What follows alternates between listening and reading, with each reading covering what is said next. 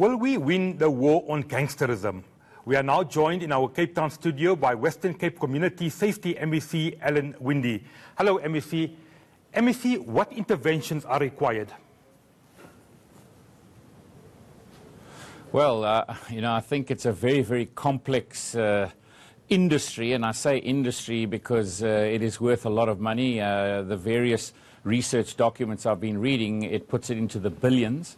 It is run by very, very well-organized gang bosses and highly structured economies, linked through from the drug trade to Perlemoen poaching, and, of course, the nightclub scene and the security industry. And all of this together is this business which is run by the gangs.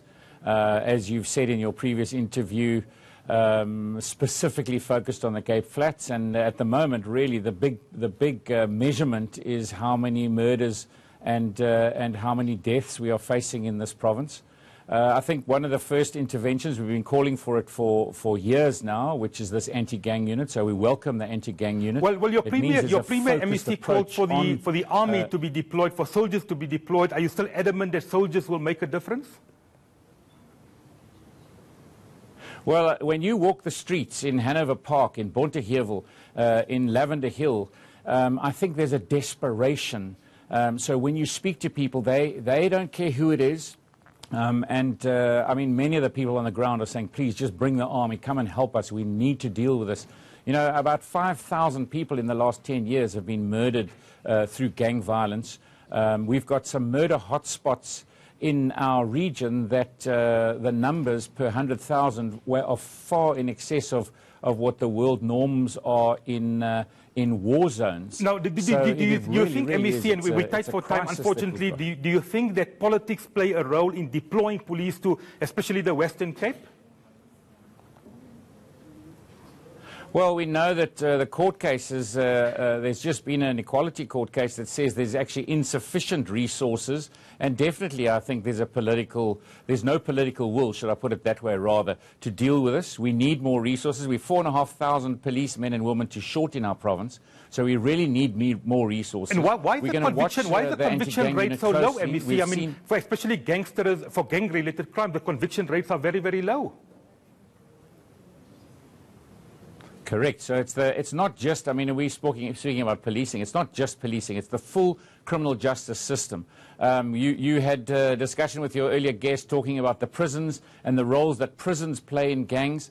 In visiting Pollsmoor Prison, you come across people there who have been waiting trial. It's overcrowded. It is a space where the community call it almost the university of crime. You go in almost as a junior criminal. You come out as a senior gangster. It is part of the gang system. And then, of course, the conviction rate. It's very, very low. So that is also a major issue. So it's the whole network in the criminal justice system. So it's not just fixing one thing, it's fixing them all together. I also believe we've got to try different things. I mean, I've come across some projects that are being run. Professor Brian Williams at the moment is running a project where he's building youth safety ambassadors. We've got projects where we've got ex-gang members who have now, just as your previous guest, become involved in NGOs trying to turn people around. And, of course, it's also about the economy and building an economy that can create jobs, because you've got to also create an alternative. You can't just remove gangsterism because it's a billion or billions of rands worth of an economy. And it's got that false facade of the fancy houses and the fancy cars, but it's entrapment of many, many young people, and so many of our young people are being shot, so many people being killed. And also what I'm picking up is that this is also moving out into the rural areas. Many of our smaller towns, we're picking quite a lot of gangsterism up in Worcester at the moment, and you're finding it in our smaller towns. I think it's as this economy starts to look for new markets. And so we really need to have the policing in place. We need to make sure that the judicial system is working.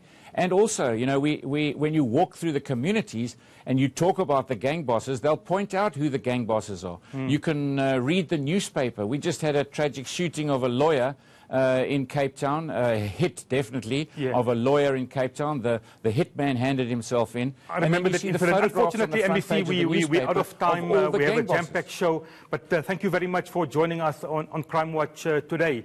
That's the NBC for Community Safety in the Western Cape, Winde. Our regular feature on missing persons. Do you know any of these missing individuals, and can you help?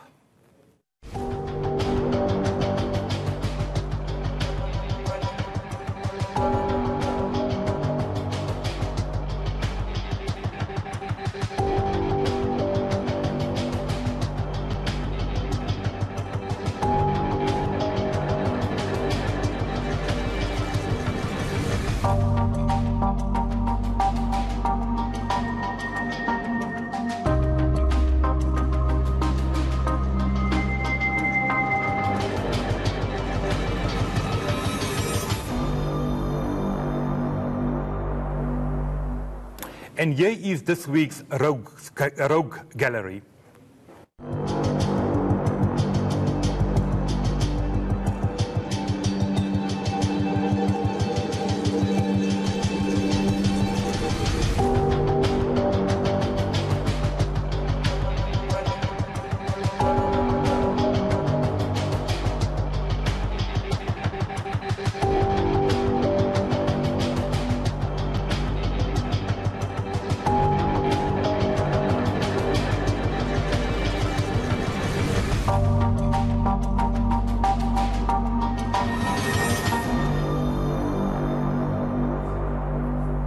Remember, you can remain anonymous if you make a tip-off, and do not approach these wanted criminals as they may be dangerous. Thank you for joining us on Crimewatch. I'm Yusuf Abramjee. It's a war, and we are going to win it.